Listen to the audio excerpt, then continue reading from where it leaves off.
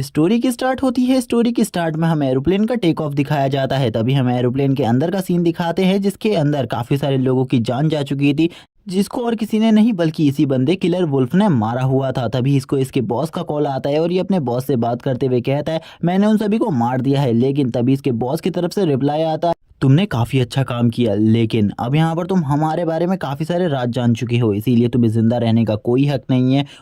अब तुम हमारे लिए बहुत बड़ा खतरा बन चुके हो। और इसी के साथ ही एरोप्लेन ब्लास्ट हो जाता है और इसी के साथ हमारा सीन शिफ्ट होता है एक दूसरे वर्ल्ड में, जिसमें जो हमारा मेन कैरेक्टर लियान होता है उसी की बॉडी के अंदर उस बंदे का रीइंकार्नेशन हुआ था। वो बंदा कहने लगता है आखिरकार मैं जिंदा कैसे बच गया, इतने ज्यादा ब्लास्ट होने के बाद भी मैं जिंदा कैसे बच सकता हूँ। और ये बहुत ज्यादा बुरी हालत में खड़े होने की कोशिश कर रहा था, लेकिन वो काफी ज्यादा बुरे तरीके से घायल था, जिस वजह से वो बहुत मुश्किल से ही खड़े हो पाता है। तभी उसके सर में दर्द होना स्टार्ट हो जाता है। वो कहता है मैं किस वर्ल्ड में आ चुका हूँ, मुझे इस वर्ल्ड के बारे में कुछ भी नहीं पता। जब वो जिस बंदे की बॉडी के अंदर होता है उसकी मेमोरी को चेक करता है, तब उसे पता चलता है कि 1000 साल पहले इस जगह पर काफी सारे मॉन्स्टर्स दिखने लगे थे जो कि काफी ज्यादा स्ट्रॉन्ग थे। इसी के साथ ही अब इस वर्ल्ड में डीमन का राज स्टार्ट हो गया। डीमन का जो युग है वो स्टार्ट हो चुका था। सभी जो ह्यूमंस थे वो काफी ज्यादा डरे हुए थे डीमन से। वो सभी इधर उधर भागने की कोशिश कर रहे थे और अपनी जान को बचाने की। जो डीमंस थे वो इतने ज्यादा स्ट्रॉन्ग थे कि उनके सामने जो ह्यूमन के बनाए हुए वेपन्स थे और हथियार थे, चाहे वो न्यूक्लियर बॉम्ब हो चाहे वो किसी भी टाइप का वेपन हो, वो सभी फेल हो गए थे। ह्यूमन एंड डीमंस के अगेंस्ट कुछ भी नहीं कर पा रहे थे और ऐसे ही करते करते जो ह्यूमन पॉपुलेशन थी वो घटती गई और अब इस वर्ल्ड में खाली 100 मिलियन पीपल्स ही जिंदा रह गए। और अब इस वर्ल्ड में डीमंस को आए हुए काफी ज्यादा साल बीत चुके थे, इसीलिए सभी लोगों को डीमंस के बारे में अच्छे से पता था। और इसी टाइम में जन्म होता है एक नई स्पीसीज का जो कि स्पिरिट मास्टर कहलाए। और जितने भी स्पिरिट मास्टर थे वो सभी ह्यूमैनिटी की एक होप थी और ह्यूमैनिटी की एक होप की ही तरह उन्होंने डीमंस से फाइट करी और अभी भी वो डीमंस से फाइट करते आ रहे हैं, जिस फाइट का नतीजा ये हुआ कि उन्होंने डीमन रेस के काफी सारे लॉर्ड्स को मार डाला, जिस वजह से डीमन रेस थोड़े टाइम के लिए शांत हो गई। लेकिन ये ज्यादा टाइम के लिए बिल्कुल भी नहीं चला। थोड़े ही टाइम बाद डीमन रेस वापस से आ गई और वापस से ह्यूमन के ऊपर हमला करने लगी। लेकिन इस टाइम तक ह्यूमन वर्ल्ड में काफी सारे स्पिरिट मास्टर आ चुके थे और अभी भी सभी लोग स्पिरिट मास्टर बनना चाहते हैं। हाईएस्ट लेवल के स्पिरिट मास्टर की जो रैंक होती है वो एसएसएस रैंक होती है, जबकि जो सबसे लो रैंक होती है वो एक ई रैंक का स्पिरिट मास्टर होता है। हमारा मेन कैरेक्टर एक ई रैंक का स्पिरिट मास्टर है, जिस वजह से सभी लोग उसे काफी ज्यादा बुली किया करते हैं। कोई भी उसे पसंद नहीं करता। उसके साथी भी उससे कहा करते हैं कि तुम बस हमारे स्कूल के नाम पर एक धब्बा हो, तुम्हें स्कूल में बिल्कुल भी नहीं आना चाहिए, तुम इस जगह से निकल जाओ क्योंकि तुम हमारी इमेज को भी खराब कर रहे हो। वो सभी उसे काफी ज्यादा टीज करते, काफी ज्यादा परेशान करते हैं। और अभी थोड़ी देर पहले जो उसकी हालत हुई थी, काफी ज्यादा बुरे तरीके से घायल था, वो एक लड़के की वजह से था जिसने उसे काफी ज्यादा बुरे तरीके से मारा था और ये कहते हुए कहा था कि अगर तुमने दोबारा से मिस सू की तरफ देखने की कोशिश करी तो मैं तुम्हें तुरंत ही मार डालूंगा और तुम्हारी जान ले लूंगा। लेकिन उसे नहीं पता कि जो ली युआन है वो उसी टाइम पर मारा गया था। अब उसकी बॉडी में जो रीइंकार्नेशन है वो हो चुका था फॉक्स का। फॉक्स इन सारी यादों को देखकर काफी ज्यादा हैरान होता है। वो कहता है मुझे बिल्कुल भी नहीं पता है इन सब चीजों के बारे में, बट ये जो बंदा है इसकी लाइफ भी मेरी ही तरह है और ये भी हमेशा से ही मेरी ही तरह कमजोर है और जब ये पावरफुल बनने के लिए कोशिश करता है तो इसे मार दिया जाता है। तभी उस बंदे की यानी कि ली युआन की सोल उसके सामने आ जाती है और उससे कहने लगती है आखिरकार तुम मेरी बॉडी में कैसे एंटर हो गए, तुम्हें मेरी बॉडी से बाहर निकलना होगा, तुम एक ईविल प्रैक्टिशनर हो, तुम्हें मेरी बॉडी के अंदर बिल्कुल भी नहीं रहना चाहिए। और वो काफी ज्यादा बुरा भला कहने लगता है। तभी फॉक्स उसे समझाते हुए कहता है तुम्हारी डेथ हो चुकी है, जिसके बाद जो ये बॉडी है इसमें मेरा रीइंकार्नेशन हुआ है, इसीलिए वो उसे सारी बातें समझाता है। लेकिन जो दूसरी तरफ ली युआन की सोल होती है वो उससे कहती है तुम इस बॉडी में बिल्कुल भी मत रहो क्योंकि तुम इसके अंदर रहकर बिल्कुल भी खुश नहीं रहोगे, काफी सारे लोग तुम्हें परेशान करेंगे, बुली करेंगे, इससे अच्छा तुम्हारे लिए आत्महत्या करना होगा, इसीलिए तुम इस बॉडी में बिल्कुल भी मत रहो। वो ये सारी बातें हमारे मेन कैरेक्टर को समझा रहा था। लेकिन फॉक्स उसे कहता है मैं इस बॉडी को भी एक बार ट्राई करना चाहूंगा, मैं भी तुम्हारी लाइफ जीना चाहूंगा, मैं देखना चाहता हूँ आखिरकार जो तुम्हारी लाइफ की कठिनाइयां हैं वो कितनी ज़्यादा हाईएस्ट लेवल पर हैं, मैं इन सब चीज़ों को ठीक कर दूंगा। तभी हमें यहाँ पर बताया जाता है जो ली युआन की स्पिरिट सोल है वो एक ब्लैक लिजर्ड की है जो कि काफ़ी ज़्यादा वीक है और वो एक 1 स्टार लेवल की पेट है। और तभी वो कहने लगता है चलो ठीक है अब मुझे इस जगह से जाना होगा, लेकिन उससे पहले मैं तुम्हें कुछ देना चाहता हूँ। जिसकी बात सुनकर ली युआन कहने लगता है आखिरकार तुम मुझे क्या देने वाले हो, जल्दी मुझे बताओ। वो उससे कहता है मैं तुम्हें अपनी सारी मेमोरीज देने वाला हूँ जो कि इस बॉडी की रियल मेमोरीज है, जिनके बाद तुम्हें पता चल जाएगा कौन तुम्हारे लिए अच्छा है कौन तुम्हारे लिए बुरा है। और तुरंत ही वो उसके हेड में टच करता है और अपनी सारी मेमोरी फीड उसे दे देता है, जिस वजह से अब उसके पास सारी मेमोरीज थी और अब वो जो सोल का लास्ट पीस होता है वो भी अब धीरे धीरे करके डेसिपेट होने लगता है। और ऐसे ही करके थोड़ी ही देर में वो डेसिपेट हो जाता है पूरी जगह तरह से। और इसी के बाद हमें इस बालकनी बालकनी का सीन दिखाया जाता है, यानी कि एक गली का सीन जिसमें हमारा मेन कैरेक्टर खड़ा था और काफ़ी ज़्यादा बुरी हालत में इस जगह पर पड़ा हुआ था। अब वो अपने मन में सोचने लगता है आखिरकार उसकी हालत को जिस बंदे ने इतना बुरा किया था वो किस जगह पर होगा। तभी अब वो इस बंदे की मेमोरीज को चेक करता है। इसी के साथ ही जैसे ही वो इस बंदे की मेमोरीज को चेक करता है उसे पता चलता है जो ये बंदा है इसको कोई भी पसंद नहीं करता इस वर्ल्ड में। इसके पास जो रैंक है वो काफ़ी ज़्यादा कम है, जिस वजह से सभी लोग इससे नफरत करते हैं और इसका दोस्त बनना भी कोई पसंद नहीं करता, इसीलिए इसके काफ़ी ज़्यादा कम दोस्त हैं। ली युआन सोचते हुए कहता है जो इस बॉडी का रियल ओनर था आखिरकार वो इतने सालों से जी कैसे रहा था, इन सब लोगों ने तो उसे कितना ज़्यादा टीज किया था, इतना ज़्यादा कोई टीज किसी को कैसे कर सकता है, ये तो काफ़ी ज़्यादा बुरे लोग हैं, इन लोगों के साथ तो बुराई होना चाहिए। अब वो गुस्से में आ जाता है और कहता है चलो ठीक है, अब मुझे उस बंदे को सबसे पहले मारना है जिस बंदे ने ये सब कुछ किया था। और वो तुरंत ही अब इसके स्पिरिट बीस्ट को समन करता है ताकि वो इसके स्पिरिट बीस्ट को भी चेक कर सके और उसकी स्ट्रेंथ को। जैसे ही वो उसके स्पिरिट बीस्ट को निकालता है उसके सामने एक पॉपअप स्क्रीन आ जाती है जो कि उसका न्यू सिस्टम होता है, जो कि उसका अवेक हुआ होता है इस वर्ल्ड में ट्रैवल करने की वजह से। और वो सिस्टम इसके बारे में सब कुछ बताने लगता है कि ये एक ई ग्रेड का स्पिरिट बीस्ट है जिसकी जो रैंक है वो 1 स्टार है, और ये सारी बातें वो उसे बताता है।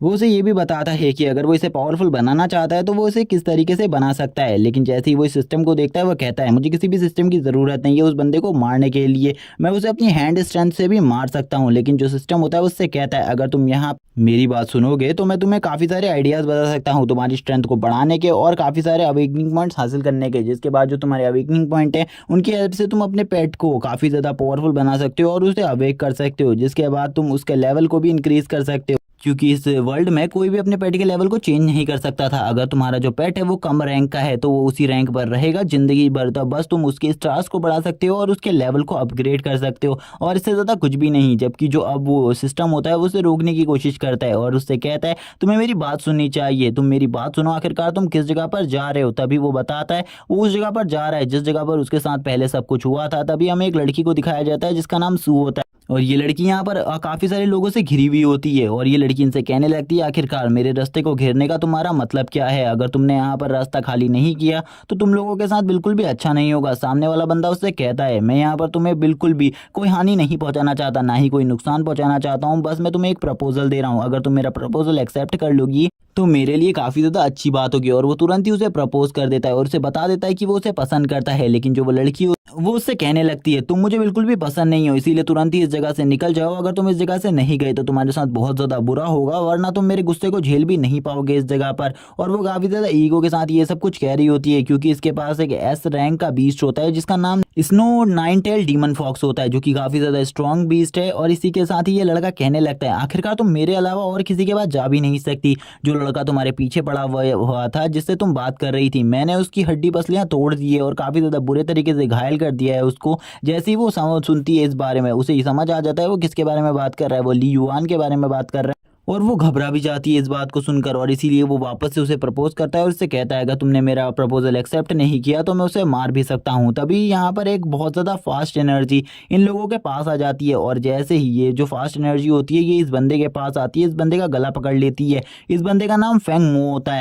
जब यहाँ पर जो ली युआन होता है वो फेंगमो का गला पकड़कर उससे कहता है तो तुम ही हो वो इंसान जिसने मुझे मारा था और अब यहाँ पर मैं तुमसे अपना बदला लेने के लिए आया हुआ हूँ। और ये तुरंत ही इसको दूर फेंक देता है और इसके जितने भी गार्ड्स होते हैं वो गार्ड्स अब ली युआन की तरफ बढ़ने लगते हैं उसे मारने के लिए। बल्कि जो ली युआन होता है वो बिल्कुल भी नहीं डरता इन सब चीज़ों से और कहता है चलो ठीक है मैं भी यहाँ पर फाइट के लिए तैयार हूँ। और वो तुरंत ही उसको छोड़ देता है आगे की तरफ और अब पीछे आ जाता है और इन सब चीज़ों में उसकी मूवमेंट भी काफ़ी ज़्यादा फास्ट हो जाती है। इसी के साथ ही जो मो होता है यानी कि फेंग मो वो कहने लगता है अपने साथियों से जल्दी से अपने बीस्ट को निकालो और तुरंत ही इसके ऊपर अटैक करो। और हमें पता चलता है ये सभी के सभी बी रैंक के स्पिरिट सोल मास्टर हैं, इसीलिए इनकी जो पावर है वो काफ़ी ज़्यादा है। लेकिन अभी ये नए नए स्पिरिट मास्टर बने इसीलिए ये इसको पूरी अच्छे तरीके से यूज़ नहीं कर सकते। तभी ली युआन का सिस्टम अवेक होता है और वो उसे बताता है जितने भी ये स्पिरिट बीस्ट है ये काफ़ी ज़्यादा स्ट्रॉन्ग है, तुम्हें भी अपने स्पिरिट बीस्ट को स्ट्रॉन्ग बनाना है तो तुम्हें अवेकनिंग पॉइंट की ज़रूरत होगी। अगर तुम्हारे पास 5 अवेकनिंग पॉइंट आ जाते हैं तो तुम अपने स्पिरिट बीस्ट को अवेक कर सकते हो और उसकी पावर को बहुत ज़्यादा बढ़ा सकते हो। लेकिन जो ली युआन होता है वो उससे कहता है मुझे तुम्हारी कोई भी ज़रूरत नहीं है, तुरंत ही निकल जाओ। ये सुनने के बाद तो सिस्टम की भी हालत ख़राब हो जाती है, वो सोचने लगता है आखिरकार ये क्या करने वाला है, क्योंकि जितने स्पिरिट बीस्ट इसके ऊपर अटैक कर रहे हैं अगर इन सभी ने एक एक अटैक भी इसके ऊपर कर दिया तो इसके बचने के चांसेस काफ़ी ज़्यादा कम होंगे, क्योंकि इन सभी की स्ट्रेंथ काफ़ी ज़्यादा है। भले ही इनका स्पिरिट मास्टर कमज़ोर हो और इसे अच्छे तरीके से यूज़ करना ना जानता हो, लेकिन फिर भी ये चारों के चारों एक बी रैंक के स्पिरिट बीस्ट हैं जबकि दूसरी तरफ फेंगमो कह रहा होता है जल्दी से जल्दी उसे खत्म कर दो, उसके पास कोई भी टैलेंट नहीं है। जो उसकी रेप्टाइल है यानी कि लेजर्ड, वो भी इतनी ज़्यादा स्ट्रांग नहीं है कि वो इन सभी बीस्ट का सामना कर पाए, इसीलिए उसे मार डालो, उसकी हड्डी पसलियाँ तोड़ दो इस बार। तभी वो सारे के सारे बीस्ट उसके ऊपर अटैक कर देते हैं, लेकिन एक लाइट सी चमकती है और तुरंत ही वो उस जगह से भाग जाता है, यानी कि वो किसी छत के ऊपर चढ़ जाता है। और अब ये देखने के बाद तो फेंगमो भी हैरान होता है। वो कहता है आखिरकार जो इसकी स्पीड है वो इतनी ज़्यादा कब बढ़ गई, मैंने तो कभी भी नहीं सोचा था ये कुछ ऐसा भी कर पाएगा। लेकिन उसी टाइम पर वो एक बीस्ट के सर के ऊपर पहुंच जाता है और तुरंत ही उसके सर को बहुत ज़्यादा बुरे तरीके से उखाड़ने लगता है। तभी वो अपनी फुल स्ट्रेंथ का यूज़ करता है और उस बीस्ट को एक ही बार में मार डालता है। ये देखने के बाद तो सभी लोग शॉक हो जाते हैं कि वो बीस्ट को मारने में उसे थोड़ा सा भी टाइम नहीं लगा। इसी के बाद उसका जो एक बॉक्स होता है उसे एक बॉक्स रिवॉर्ड के रूप में मिल जाता है, जो कि अमेजिंग बात होती है। जिसके बाद उसका सिस्टम वापस से उसके सामने आ जाता है। हमें सू का सीन दिखाते हैं, जो सू होती है वो कहने लगती है मैंने बिल्कुल भी नहीं सोचा था ये इतना ज़्यादा स्ट्रांग होगा। लियोन बोलने लगता है इस मूव का यूज़ करने में मुझे काफ़ी ज़्यादा एनर्जी की रिक्वायरमेंट थी और मैंने काफ़ी ज़्यादा एनर्जी को वेस्ट कर दिया इस मूव को यूज़ करने में, इसीलिए मुझे लगता है इस बॉक्स में कोई ना कोई अच्छी चीज़ निकलनी चाहिए। तभी हमें सू को दिखाया जाता है वापस से। सू कहने लगती है मैंने बिल्कुल भी कभी नहीं सोचा था ये इतना ज़्यादा स्ट्रांग होगा कि एक बी रैंक के स्पिरिट बीस्ट को अपने एक ही हाथ से हरा दे। तभी उसका सिस्टम वो उसे बताता है इस बॉक्स में काफ़ी सारी चीज़ें हैं, जैसे कि इसमें एक ए रैंक की मार्शल आर्ट टेक्निक है। अगर तुम उसे प्रैक्टिस कर लेते हो यानी कि उसे तुम रख लेते हो अपने पास तो तुम्हारी स्ट्रेंथ काफ़ी ज़्यादा बढ़ जाएगी और तुम्हारे पास काफ़ी सारी चीज़ें होंगी यूज़ करने के लिए। और उस मार्शल आर्ट का जो लोवेस्ट लेवल है वो भी काफ़ी ज़्यादा अच्छा है, क्योंकि वो भी एक डी रैंक की मार्शल आर्ट होगी। लेकिन अगर तुम्हारी ए रैंक की मार्शल आर्ट आ जाती है तो तुम काफ़ी ज़्यादा लकी हो। तुम इसे ओपन करना चाहते हो, इसके बारे में जल्दी बताओ। उसकी काफ़ी ज़्यादा पावर ड्रेन थी,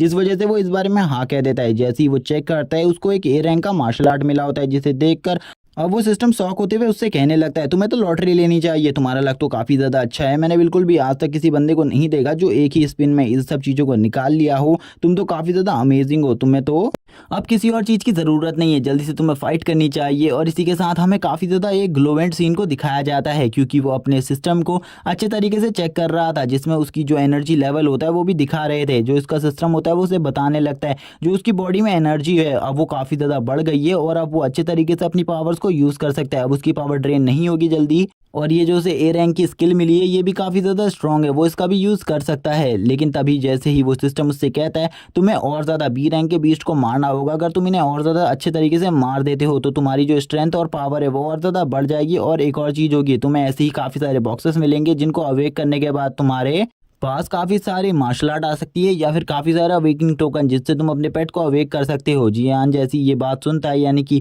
लियान जैसी ये बात सुनता है, वो कहता है ये तो काफ़ी ज़्यादा अमेजिंग बात है। दूसरी तरफ जो फेंगमो होता है वो शॉक होता है लियान की ऐसी पावर देखकर। वो लियान को देखकर कहने लगता है तुम सभी को एक साथ उसके ऊपर अटैक करना होगा, तुम किस बारे में सोच रहे हो, एक साथ उसके ऊपर अटैक करो और उसे ख़त्म कर दो, उसको मार डालना, उसको जिंदा मत रखना। तभी जो दूसरी तरफ सू होती है वो कहती है क्या तुम्हें मेरी हेल्प की ज़रूरत है, मैं अपने स्पिरिट सोल बीस्ट को बुलाऊं तुरंत ही, क्योंकि वो तुम्हारी अच्छे तरीके से हेल्प कर पाएगा। लेकिन उसी वक्त वो उसे मना करते हुए कहता है तुम्हें इसकी ज़रूरत बिल्कुल भी नहीं है, बस तुम थोड़ा दूर जाकर खड़ी हो जाओ, मैं इन्हें अकेले ही संभाल लूंगा। क्योंकि अब वो उस ए रैंक के मार्शल आर्ट का यूज़ करने वाला था, जो कि काफ़ी ज़्यादा अच्छी बात थी उसके लिए। लेकिन इन्होंने भी अच्छी तैयारी कर रखी थी अपने, इन्होंने काफ़ी सारे अटैक्स को पहले ही कर दिया था और अपने चारों तरफ काफ़ी सारे बैरियर्स को लगा कर रखा था। लेकिन वो उसे ज़्यादा टाइम तक नहीं रोक पाता, उसका ए रैंक का मार्शल आर्ट काफ़ी ज़्यादा अच्छा था, जिस वजह से वो एक और बीस्ट को मारने में कामयाब हो जाता है। वो उसे भी बहुत ज़्यादा बुरे तरीके से जख्मी करता है पहले और उसके बाद उसे तुरंत ही मार डालता है। तभी सिस्टम वापस से उसे बताने लगता है उसके पास एक और बॉक्स आ चुका है, क्या वो उसे अनलॉक करना चाहेगा। लेकिन दूसरी तरफ लियान उससे कहने लगता है मैं इसे अभी अनलॉक नहीं करूंगा, मैं इसे थोड़ी देर बाद में अनलॉक करूंगा, क्योंकि अभी मुझे इसकी कोई भी ज़रूरत नहीं, थोड़ी देर बाद मैं इसे ओपन ज़रूर करूंगा। लेकिन वो उसे कहता है तुम इसे अभी ओपन कर लो, लेकिन वो उसे मना करता है क्योंकि वो अपनी फाइटिंग पर फोकस कर रहा था। जिस वजह से उसका जो फाइटिंग में फोकस था वो कमज़ोर होता जा रहा था। तभी वो दो बीस्टों से और सामना करने लगता है जो कि काफ़ी ज़्यादा वीक होते हैं उसके लिए, इसीलिए वो बहुत ज़्यादा ईजिली उन दोनों बीस्ट को भी हरा देता है, क्योंकि उनका जो स्टार था वो भी एक ही स्टार था। इसी के साथ अब वो बंदा सरेंडर कर देता है, उसकी तो फट के हाथ में आ जाती है। वो सोचने लगता है आखिरकार जो इसकी स्ट्रेंथ है वो इतनी ज़्यादा कैसे बढ़ गई, ये तो कभी काफ़ी ज़्यादा कमज़ोर हुआ करता था, लेकिन इसने तो अभी काफ़ी ज़्यादा पावर को दिखा दिया है और इसने इतनी ज़्यादा पावर को शो किया है कि वो कभी भी अपनी लाइफ में इस पावर को शो नहीं कर पाएगा। इसी के बाद जो सू होती है वो भी इस जगह से जाने लगती है, क्योंकि लियान ने उस बंदे को बहुत ज़्यादा बुरी तरीके से कूटा था और उसे वार्निंग भी दे दी थी कि अगली बार से अगर उसने उसके साथ कुछ भी करने की कोशिश करी वो उसे बहुत ज़्यादा बुरे तरीके से मारेगा। अब हमें इन दोनों को दिखाया जाता है, ये दोनों काफ़ी ज़्यादा अच्छे तरीके से बात करते हुए रास्ते में चल रहे होते हैं। तभी लियान को पता चलता है जो ये लड़की है ये हमेशा से उससे अच्छे तरीके से बात करती आई है और ये उसके लिए हमेशा अच्छा ही चाहती है, इसीलिए ये इसकी सबसे अच्छी दोस्त है। और इसके बाद लड़कियों में क्या, लड़कों में भी इसके अलावा और कोई दोस्त नहीं है, इसीलिए ये दोनों हमेशा आपस में ही बात करते रहते हैं। जबकि ये दोनों में काफ़ी ज़्यादा डिफरेंस है, बल्कि जो एक है वो स्कूल की सबसे बड़ी टैलेंट है और दूसरा स्कूल का सबसे ज़्यादा बड़ा ट्रैश है। लियान इन्हीं सब चीज़ों की सोच रहा होता है, लेकिन अब वो इन सब चीज़ों को सोचना बंद करता है क्योंकि आज उसकी क्लास भी होती है। तभी लियान उससे कहता है, क्या तुम मुझे एग्ज़ाम के बारे में बता सकती हो, मैं उसकी डेट को भूल गया हूँ। तभी वो उसे बताती है, आज जो एग्ज़ाम है वो 7 दिन बाद होने वाला है, इसीलिए तुम्हें भी उसके लिए तैयार रहना होगा।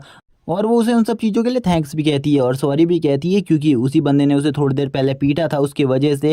इसीलिए वो कहती है, तुम मुझे माफ़ कर दो, मेरी गलती की वजह से उन्होंने तुम्हारे ऊपर आकर हमला किया, लेकिन तुमने उसे काफ़ी ज़्यादा अच्छा सबक सिखाया, मुझे काफ़ी ज़्यादा अच्छा लगा तुम्हारा ये सबक सिखाने का तरीका। लेकिन मुझे तुमसे एक और बारे में बात करनी है, क्या घर जाते हुए हम लोग एक साथ जा सकते हैं घर को, क्योंकि मुझे तुम्हारे साथ जाना है। और वो जब ये बात करती है तो उसके लिए वो भी मान जाता है और कहता है, ठीक है, मुझे इस बारे में कोई प्रॉब्लम नहीं है। और इसी के बाद उससे कहती है, चलो ठीक है, अब मेरी क्लास टाइम हो चुका है, तुम भी अपनी क्लास में जाओ और अपनी क्लास को अटेंड करो, क्योंकि अगर तुम लेट हो गए तो मिस काफी ज्यादा परेशान हो जाएंगी। और इसी के साथ ही उसका सिस्टम वापस से अवेक होता है और उससे कहता है, ये लड़की काफी ज्यादा अच्छी है और तुम्हें भी काफी ज्यादा पसंद करती है, मुझे लगता है ये लड़की तुम्हें काफी ज्यादा पसंद आएगी। लेकिन उसकी ऐसी बात सुनकर लियान को गुस्सा आ जाता है। वो कहता है, तुम इस लड़की के बारे में बिल्कुल भी बात मत करो, वो जितनी भी अच्छी है तुम्हें उससे क्या मतलब है।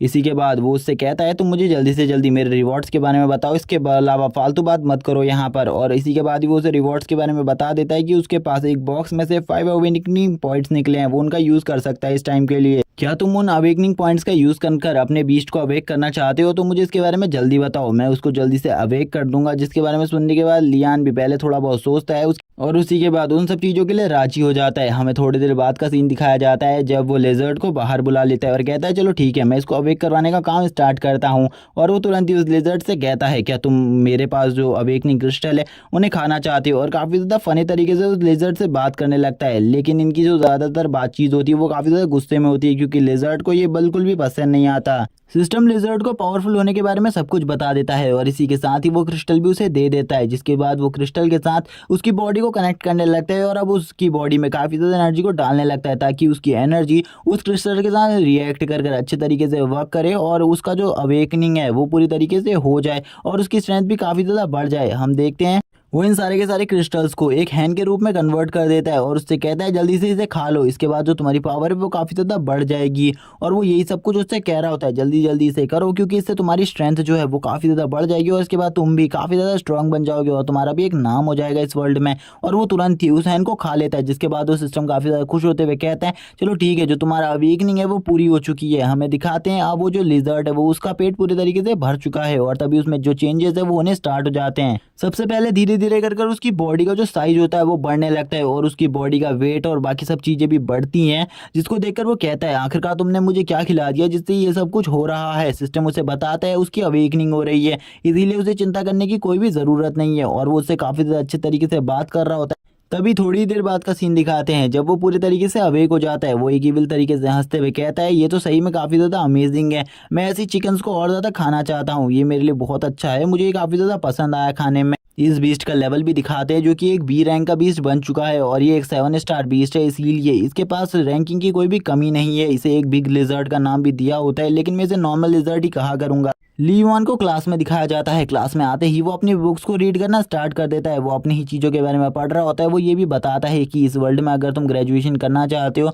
तो तुम्हें पेट मास्टर ही बनना होगा, क्योंकि तुम्हारे पास जो करियर ऑप्शंस है बाकी सारे वो तुम्हारे लिए अनवेल्ड है। और वो यही सब सोचते हुए अपने काम को कर रहा था। वो अच्छे तरीके से अपने काम को कर रहा था पूरे तरीके से और वो कहता है इस काम को करते हुए, ये काम काफ़ी ज़्यादा इंटरेस्टिंग है, मुझे इन सब चीज़ों में काफ़ी ज़्यादा मज़ा आ रहा है, लेकिन इस जगह पर काफ़ी सारे ऐसे लोग भी हैं जो मुझे बिल्कुल भी पसंद नहीं करते और ना ही उन्हें मेरा इस जगह पर रहना पसंद है। जिनमें से एक बंदे का नाम झाओ भाई है जो कि अभी इसी की तरफ बढ़ रहा होता है, जिसको वो भी देख लेता है। वो कहता है इसने थोड़े ही दिनों पहले मेरे साथ एक और ऐसा ही चीज़ करी थी जिसमें इसने मुझे बहुत ज़्यादा बुरे तरीके से पीटा था, लेकिन आज ऐसा कुछ भी नहीं होगा। वो तुरंत ही उसकी तरफ बढ़ने लगते हैं, लेकिन वो उसे फुल्ली इग्नोर कर रहा होता है। उसके टीममेट्स उसे कहते हैं क्या आज तुम हमारा काम करने को तैयार हो, लेकिन वो उनकी कोई भी बात नहीं सुनता बल्कि उन्हें अपनी आंखों से देखने लगता है। लेकिन जब ही जो झाओ भाई होता है वो आगे आ जाता है और उससे कहता है क्या तुम मेरा काम करने को तैयार हो, जो मैं तुमसे कहूँगा तुम्हें वो काम करना है। मेरे स्कूल का जितना भी होमवर्क है वो सारा का सारा तुम कंप्लीट करोगे। और वो उसे ये भी बताता है वो एक एस रैंक का मास्टर है और इस स्कूल में 2 ही एस रैंक के मास्टर है, इसीलिए तुम्हें इस काम को करना होगा। झाओ भाई का एक साथी इस पॉइंट पर उससे कहता है क्या तुम हमारी बात को सुन नहीं रहे, तुम हमें इग्नोर किस तरीके से कर सकते हो,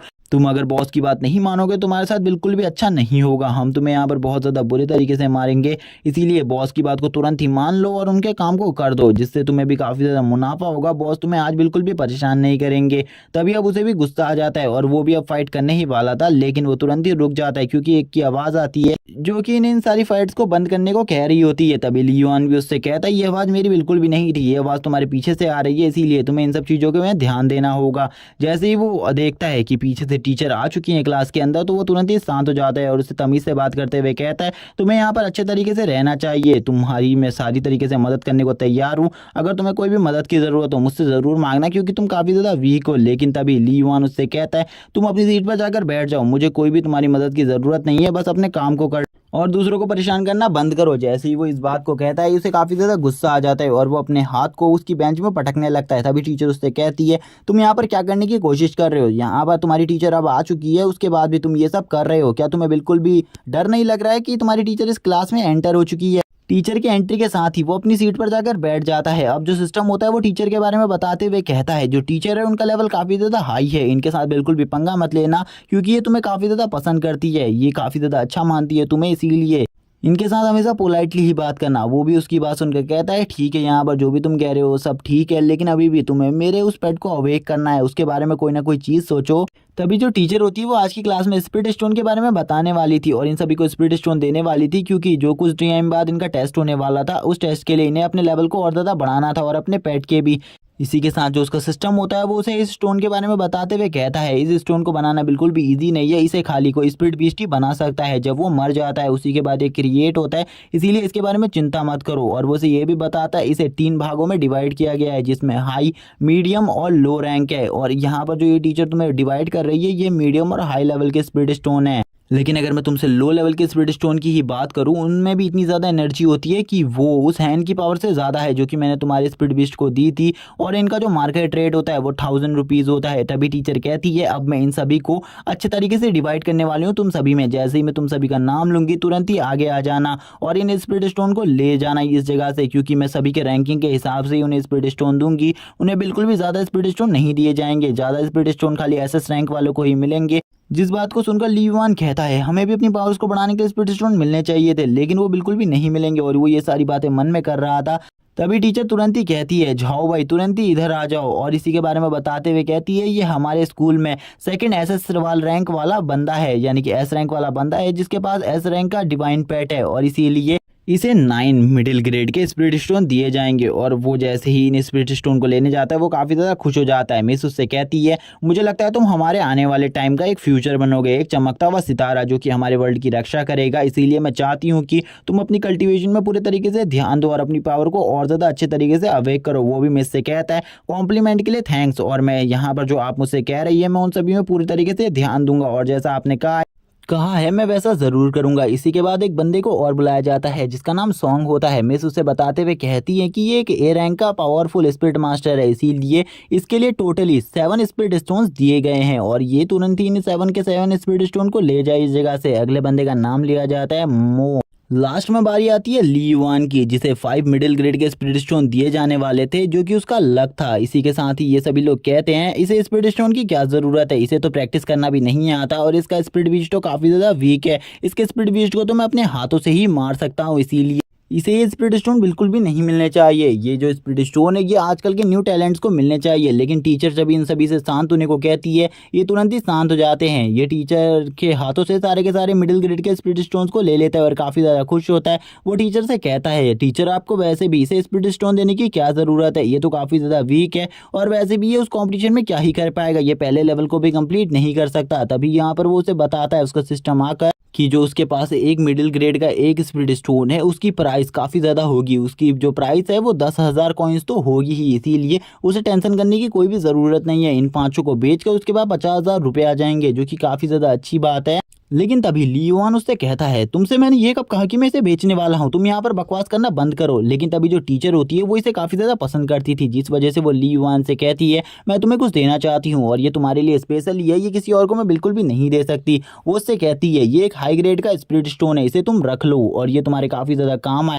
लेकिन ली युआन उससे कहता है, मुझे ये स्पिरिट स्टोन नहीं चाहिए, बल्कि आप इसी की कीमत के मुझे जो लो ग्रेड के स्पिरिट स्टोन होते हैं वो दे दो। लेकिन टीचर गुस्सा हो जाती है और उससे कहती है, मैं तुम्हें ये दे रही हूँ, इसीलिए शांति से इसे अपने पास रख लो, इसे किसी और को देने की बिल्कुल भी ज़रूरत नहीं है, ये बस तुम्हारी कल्टीवेशन के लिए है, इसे तुम अपनी कल्टीवेशन पावर के लिए यूज़ करना। लेकिन ये बात बाकी किसी को भी पसंद नहीं आती, सभी लोग कहने लगते हैं, इसे टीचर इतना ज़्यादा पसंद क्यों करती है, इतना ज़्यादा वीक होने के बाद भी। लेकिन अब ली युआन सोचने लगता है, अब उसे कुछ भी कर कर इन सारे के सारे स्पिरिट स्टोन को कन्वर्ट करवाना पड़ेगा। लेकिन वो कहाँ पर किस जगह पर कन्वर्ट करा सकता है? तभी जो उसका यानी कि सिस्टम होता है उसे बताता है, उसे स्पिरिट पेल मार्शल हॉल जाना पड़ेगा इस सब चीज़ों के लिए। वो मार्शल हॉल में जाकर इसके मिनी पीसेस करवा सकता है, यानी कि इसे लो रैंक का बनवा सकता है। उसी टाइम पर इस जगह पर एक और लड़की आ जाती है, यानी कि सू आ जाती है। सू इस जगह पर आते हुए कहती है, मुझे तुमसे बात करनी थी किसी बारे में, इसीलिए मैं इस जगह पर आ गई हूँ। और अब ये दोनों बातें करना स्टार्ट करते हैं। दूसरी तरफ से हमें दिखाया जाता है झाओ भाई और उसके साथी ये सब देखकर शॉक हो जाते हैं। झाओ भाई कहने लगते हैं, आखिरकार ऐसा कैसे हो सकता है, इस बंदे को सारी की सारी लड़कियां क्यों पसंद करती है, जबकि ये इतना ज़्यादा वीक है।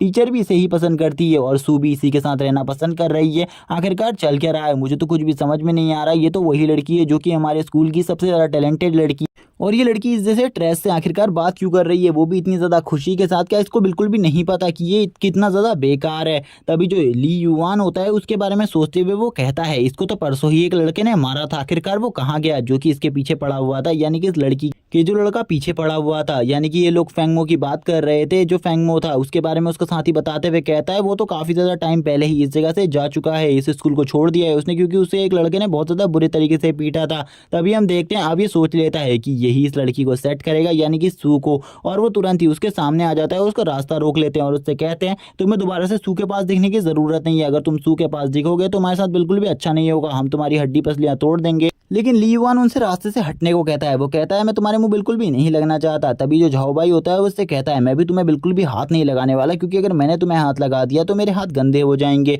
और वैसे भी तुम जैसे ट्रैश को अगर मैं मारूंगा तो सभी लोग यही कहेंगे, तुम एक कमजोरों को ही धमका सकते हो।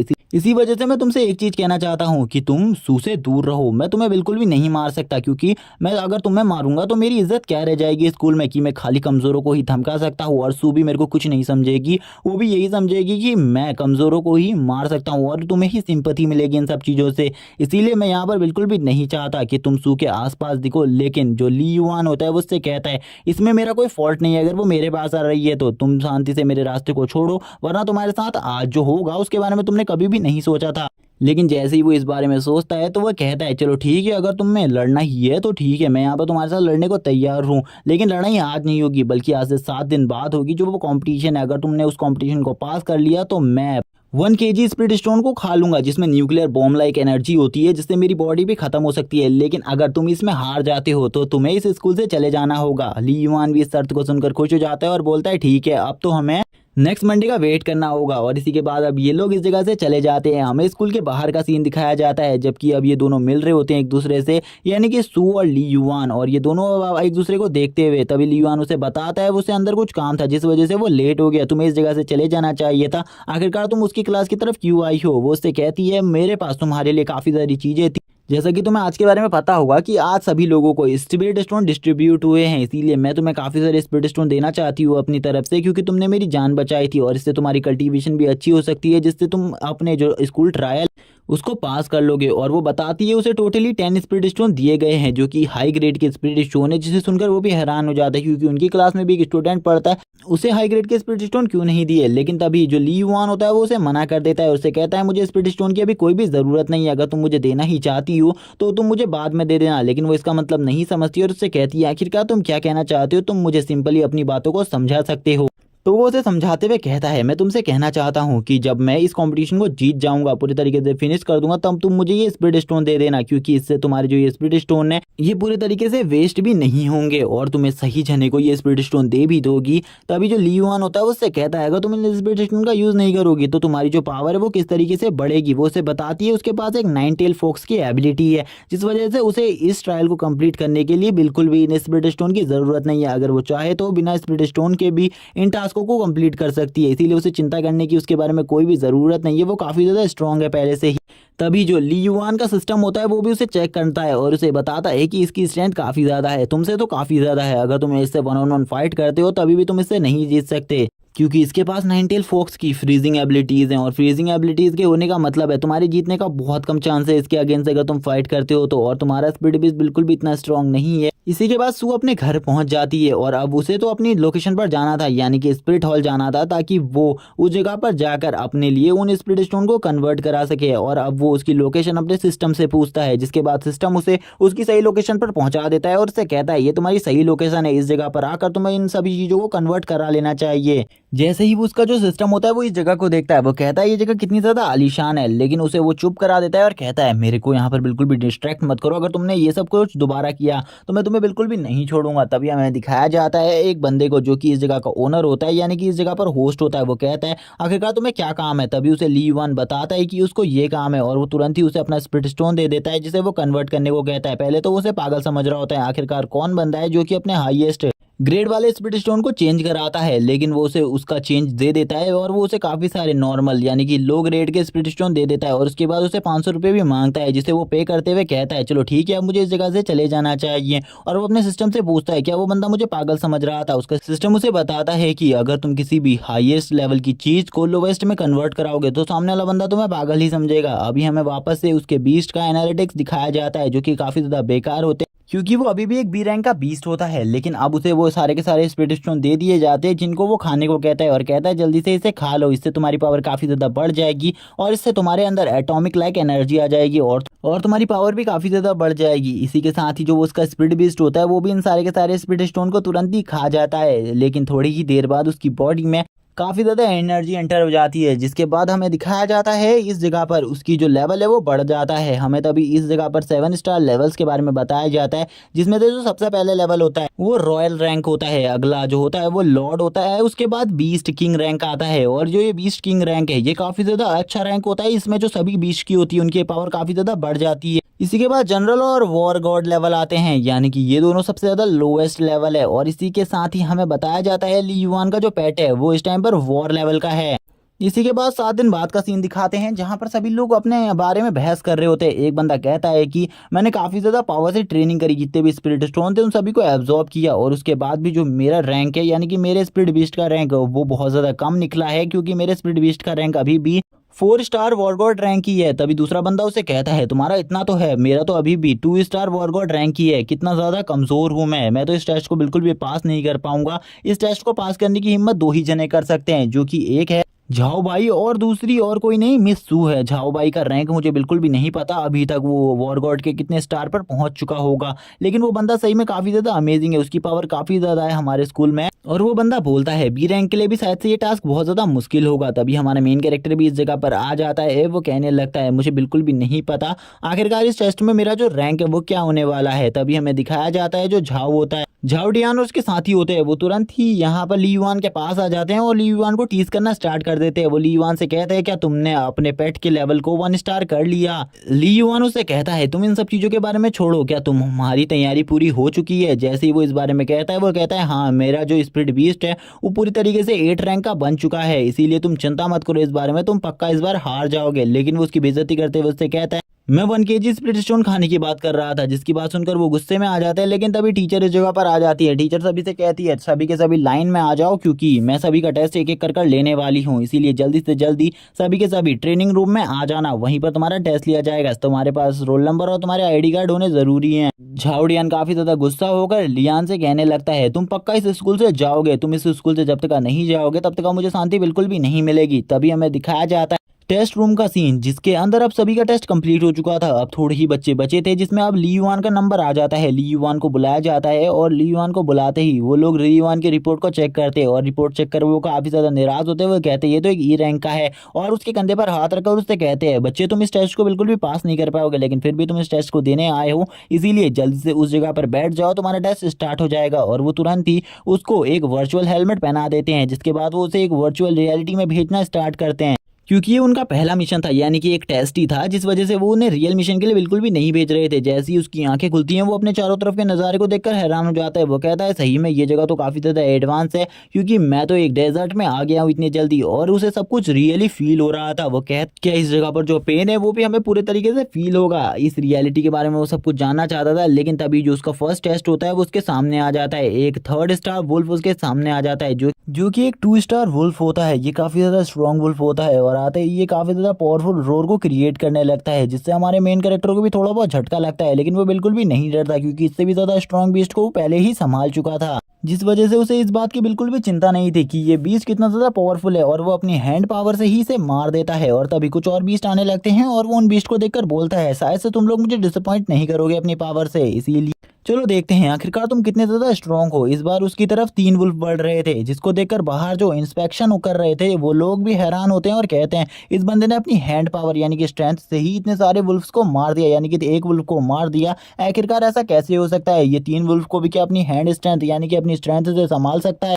और ये सब देखकर उनकी हैरानी और ज़्यादा बढ़ जाती है, क्योंकि उसने अभी-अभी 3 वुल्फ्स को बहुत ज़्यादा इजीली टेक ओवर कर लिया था। जिसके बाद एक बंदा कहता है ये तो काफ़ी ज़्यादा अमेजिंग है, अगर ये बंदा सारे के सारे राउंड्स क्लियर करता है तो ये आगे चलकर हमारे लिए जो हमारी कंट्री उसमें से एक बहुत ज़्यादा बड़ा टैलेंट बनकर उभरेगा। इसकी जो स्ट्रेंथ और इसकी जो पावर है इसके बारे में मैं कुछ भी नहीं कह सकता। तभी वो और भी काफ़ी सारे बीस्ट के ऊपर अटैक करने लगता है। एक वुल्फ का तो वो सर ही फोड़ देता है बहुत ज़्यादा बुरे तरीके से हमला कर कर, और इसी के साथ बोलता है चलो ठीक है, मुझे लगता है कि तुम लोग काफ़ी ज़्यादा पावरफुल हो गए हो, इसीलिए मुझे भी अपनी अब ए रैंक की मार्शल आर्ट का यूज़ करना होगा। जैसे ही वो अपने मार्शल आर्ट का यूज़ करने लगता है वो और ज़्यादा स्पीड से उनके ऊपर अटैक करता है, जिसको देखकर इन इंस्पेक्शन वालों के तो होश ही उड़ जाते हैं। वो बोलते हैं आखिरकार कोई ऐसा कैसे कर सकता है? इस बच्चे का जो तुमने रैंक देखा था क्या वो सही था? क्योंकि ये जो बंदा ये जो कुछ भी कर रहा है ये उसके रैंक से कहीं गुना ज़्यादा आगे का चीज़ है, और ऐसा कोई भी बंदा इतनी आसानी से नहीं कर सकता।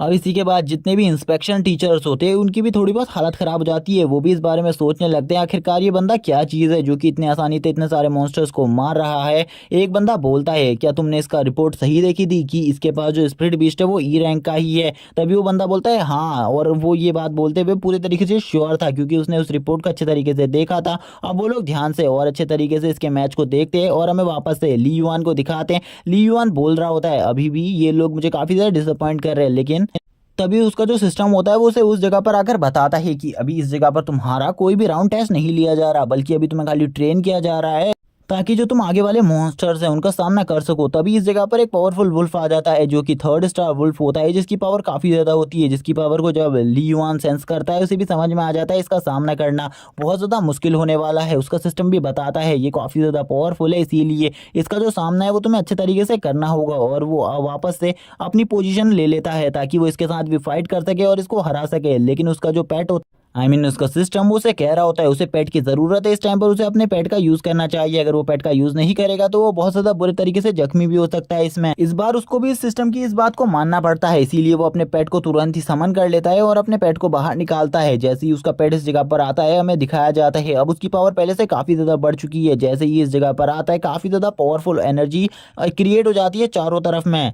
सिस्टम बोलने लगता है कल रात के बाद तो ये इतना ज़्यादा स्ट्रॉन्ग हो ही चुका है कि ये इस जैसे स्पीड बीस्ट को बहुत ज़्यादा इजी तरीके से संभाल सकता है, क्योंकि ये एक 7 स्टार बीस्ट है। इसीलिए अभी बिल्कुल भी कोई खतरे की बात नहीं है, ये ऐसे बीस्टों को बहुत ज़्यादा इजी तरीके से ख़त्म कर देगा, क्योंकि ये एक 3 स्टार बीस्ट है। अगर कोई मुश्किल बना सकता है तो वो लास्ट राउंड के बीस्ट है, क्योंकि वो काफ़ी सारे बीस्ट होंगे और शायद से वो 7th या 8 स्टार बीस्ट होंगे। तभी ये बीस्ट भी आगे बढ़ने लगता है, लेकिन अब इस बीस्ट की बिल्कुल भी बस की बात नहीं थी सामने वाले बीस्ट से सामना करना। लेकिन तभी इन लोगों को भी अब शक होने लगता है। तभी एक बंदा उसे उसकी रिपोर्ट दिखा देता है, जिसे देखकर वो भी हैरान हो जाता है। वो बोलता है आखिरकार ऐसा कैसे हो सकता है, इसका स्पीड बीस्ट भी उस लेवल से काफ़ी ज़्यादा आगे का लग रहा है मुझे। जैसे ही वो उसकी रिपोर्ट देखता है वो हैरान हो जाता है और हैरान होकर कहता है सही में ये तो काफ़ी ज़्यादा वीक बताया गया है इसमें, लेकिन जो चीज़ मैं स्क्रीन में देख रहा हूँ वो काफ़ी ज़्यादा अलग है। इसके पास जो स्पिरिट बीस्ट है वो किसी भी एंगल से इतना ज़्यादा कमज़ोर नहीं लग रहा है। इसका जो स्पिरिट बीस्ट है वो लगभग एसएस या फिर एसएस रैंक का होगा, क्योंकि इसके अंदर से काफ़ी ज़्यादा कॉस्मिक एनर्जी निकल रही है। इतनी ज़्यादा कॉस्मिक एनर्जी को कोई भी नॉर्मल बीस्ट समन नहीं कर सकता। अब हमें उसी वुल्फ को दिखाते हैं जो कि अभी भी उसके सामने खड़ा हुआ था। तभी वो अपनी एनर्जी को रिलीज़ करता है। वो वुल्फ भी इसके सामने अपनी एनर्जी रिलीज़ करता है, लेकिन इसकी एनर्जी काफ़ी ज़्यादा कमज़ोर होती है उसके सामने। और तभी इसी के साथ ही जो ली युआन का पेट होता है वो तुरंत ही उसके ऊपर हमला कर देता है और एक ही हमले में उसे ख़त्म कर देता है। तभी हमें पता चलता है जो इसका रैंक है वो पहले से अब काफ़ी ज़्यादा बढ़ चुका है। ये एक एस रैंक का बीस्ट बन चुका है और इसकी स्ट्रेंथ स्टेमिना सब कुछ बढ़ गया है और इसके पास पास अब काफ़ी सारे कॉस्मिक अटैक्स भी आ चुके हैं। जैसे ही ये लोग ऐसी चीज़ों को देखते हैं कि वो जो बीस्ट है वो काफ़ी ज़्यादा इजीली 3 स्टार के बीस्ट को भी मार डाल रहा है, इसीलिए अब जो एक बंदा होता है वो उस बंदे से कहता है तुम इस चीज़ पर नज़र रखो, मैं तुरंत ही इंस्पेक्टर के पास जा रहा हूँ उन्हें इन सब चीज़ों के बारे में बताने के लिए, और तुम इन सारी चीज़ों को रिकॉर्ड करते रहना और मैं उन्हें हेडक्वार्टर में इन सारी चीज़ों का व्यू दिखाऊंगा। इसी के बाद अब वो बंदा भी हाँ बोलता है इन सब चीज़ों को और रिकॉर्ड करना स्टार्ट कर देता है। वो कहता है इस बंदे के बारे में तो जो रिपोर्ट्स है वो सारी की सारी गलत है, ये बंदे की पावर काफ़ी ज़्यादा है, मुझे लगता है ये हमारा आने वाला फ्यूचर है और ये हमारे फ्यूचर में एक काफ़ी ज़्यादा बड़ा सितारा बनेगा। तभी जब उसका जो थर्ड टेस्ट होता है वो भी स्टार्ट हो जाता है और इसी के साथ एक काफ़ी ज़्यादा बड़े स्केल में वुल्फ की काफ़ी बड़ी टीम आ जाती है जो कि 5 स्टार लेवल के वुल्फ्स होते हैं। ये काफ़ी ज़्यादा संख्या में थे जिस वजह से ये ली युआन के बीस्ट के लिए प्रॉब्लम क्रिएट कर सकते थे। उसका सिस्टम भी बताता है उसे इस बार अपने बीस्ट को अच्छे तरीके से कंट्रोल करना होगा, उसके सामने काफ़ी ज़्यादा बीस्ट हैं और इनका सामना करना थोड़ा बहुत मुश्किल भी हो सकता है क्योंकि ये 5 स्टार के बीस्ट हैं और इनके अंदर से जो फायर हो रहा है वो काफ़ी ज़्यादा इंटेंस मात्रा में निकल रहा है।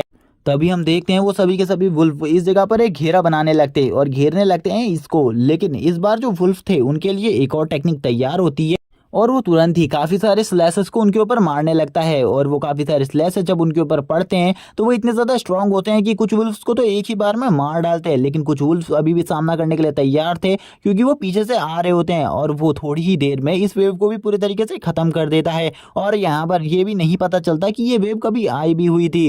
अब सही मायने में वो अपनी स्ट्रेंथ को यूज़ कर रहा था और पहली बार उसको थोड़ी बहुत प्रॉब्लम भी होने लगी थी, लेकिन अभी भी ली युआन को पता था वो इन सब चीज़ों को बहुत ज़्यादा इजीली समेट सकता है।